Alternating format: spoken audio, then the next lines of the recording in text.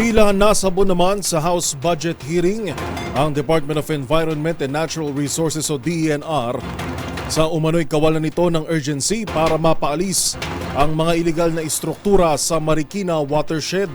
Reklamo ng mga kongresista, inabot na tayo't lahat ng mga pagbaha bunsod ng bagyong Karina pero wala pa ring naging paggalaw mula sa ahensya.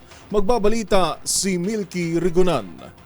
Kwenisyon ng mga kongresistang umano'y kawalan ng aksyon ng Department of Environment and Natural Resources para mapaalis ang mga illegal structures sa Marikina Watershed.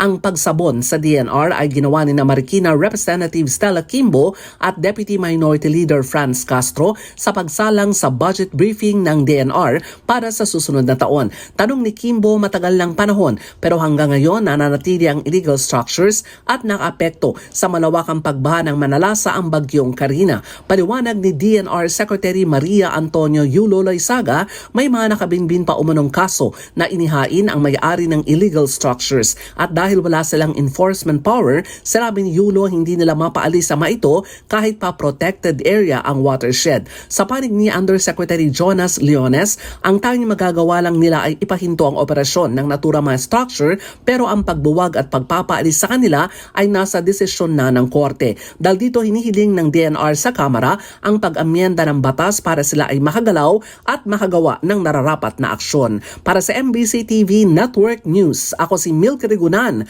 una sa Pilipinas, una sa Pilipino.